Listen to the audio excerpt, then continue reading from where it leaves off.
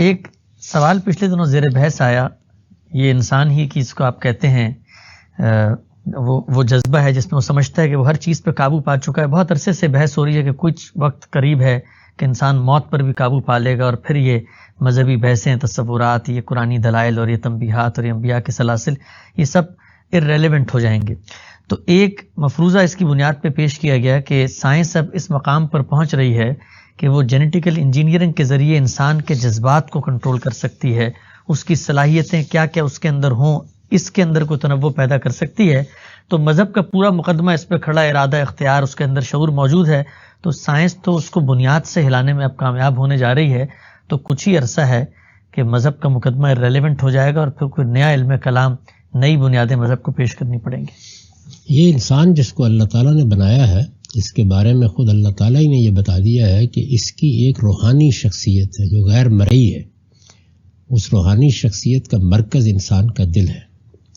یہ روحانی شخصیت اپنے طور پر براہ راست کوئی عمل نہیں کرتی، نہ کر سکتی ہے. اس کو ایک پیرہن لباس کا پہنایا گیا ہے، جسم کا، بدن کا. اس کے دو حصے ہیں، ایک اعضاء ہیں، میرے ہاتھ ہیں، پاؤں ہیں، یہ احکام کی پیروی کرتے ہیں. ایک وہ جگہ ہے جہاں سے وہ شخصیت آپریٹ کرتی ہے، وہ میرا دماغ ہے.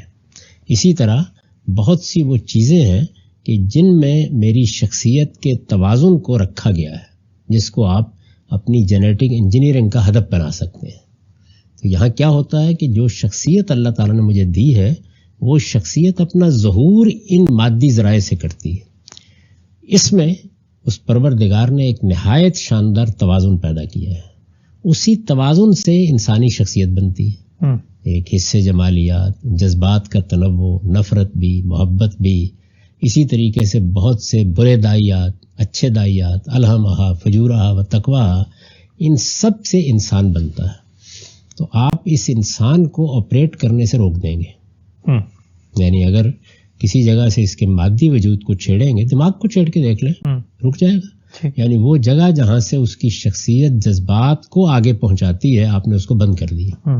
جہاں سے نفرت کو آگے پہنچاتی ہے، اس کو ختم کر دیا. تو جیسے ہی آپ یہ کریں گے تو آپ قدرت کے بنائے ہوئے توازن کو مجروح کر دیں گے. یہ توازن جیسے ہی مجروح ہوگا تو اس کے لازمی نتیجے کے طور پر پھر آپ کا بنایا ہوا انسان سامنے آ جائے گا. ٹھیک. اس انسان کے لیے یہ دین نہیں آیا. اچھا. دین تو اسی انسان کے لیے آیا ہے. چنانچہ اس وقت بھی جب ہماری وہ شخصیت ہمارے دماغ کے ساتھ اپنے رابطے میں ناکام ہو جاتی ہے تو آپ کہتے ہیں نا کہ آدمی پاگل ہو گیا.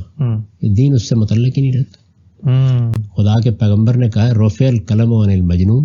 جب آدمی کا ذہنی توازن خراب ہو گیا، ذہنی توازن جس کا خراب ہوتا ہے، یہ نہیں کہ وہ انسان نہیں رہتا، ورنہ تو ذبح کر کے پھینک دے، انسان ہی ہوتا ہے. لیکن اس کے اندر کی جو شخصیت ہے، اس کا جو آپریٹ کرنے کا نظام ہے، آپ نے اس کو درم برم کر دیا، یا وہ درم برم ہو گیا کسی حادثے کے نتیجے میں. پیدائش کا حادثہ تھا، بعد میں کوئی معاملہ ہوا.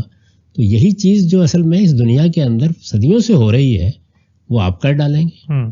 اچھا، وہاں یہ ہوتی ہے کہ آدمی بعض اوقات کسی قابل نہیں رہتا، بعض اوقات ایسے نفسیاتی عوارض کا شکار ہو جاتا ہے کہ کوئی ایک پہلو بہت زیادہ اس پر غلبہ پا لیتا ہے. آپ نے دیکھا ہوگا بعض لوگ سوتے ہوئے چلنا شروع کر دیتے ہیں. بعض لوگوں کے ساتھ یہ کیفیت پیدا ہو جاتی ہے کہ ایک نوعیت کے احوال میں وہ ایک طرح ریئیکٹ کریں گے، دوسری نوعیت کے احوال میں دوسری طرح کریں گے. آپ فرائڈ کو پڑھیے، یونگ کو پڑھیے، آپ آج کل کے ماہرین نفسیات کے پاس بیٹھیے تو نفسیاتی عوارض کی ایک پوری دنیا آپ کے سامنے رکھ دیں گے.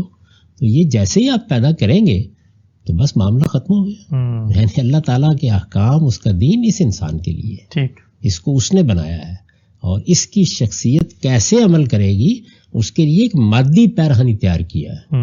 آپ اس کو چھیڑیں گے، عدم توازن پیدا کر دیں گے. جیسے ہی پیدا کریں گے تو اللہ تعالیٰ نے اپنی جب شریعت دی ہے تو اس میں ایک بنیادی اصول بیان کیا ہے، لا یکلف اللہ نفسا الا وسعہا.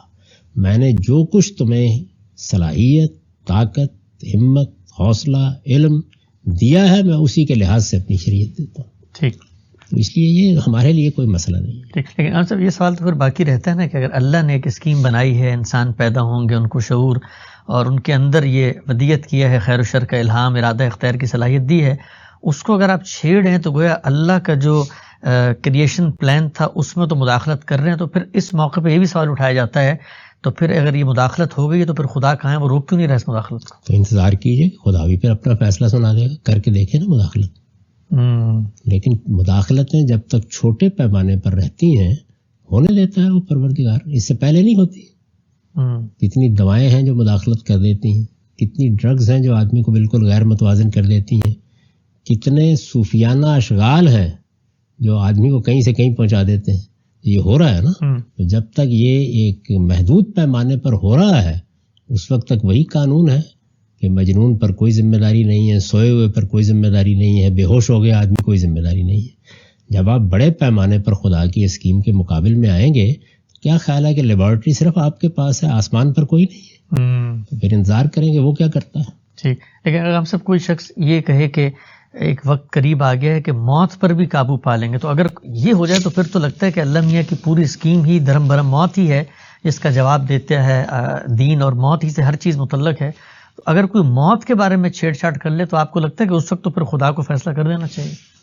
یہ اللہ تعالیٰ اپنی حکمت کے مطابق فیصلے کرے گا، لیکن موت پر قابو پانے سے مراد کیا ہے؟ یعنی کائنات گرفت میں آ جائے گی، اوپر سے کوئی تودا نہیں گرے گا، کہیں کوئی ایکسیڈنٹ نہیں ہوگا، کسی جگہ پہ کسی بس سے نہیں ٹکرائے گی، کچھ نہیں ہوگا۔ وہ تو ہوگا، اس لیے یہ فضول باتیں ہیں ایسے کی۔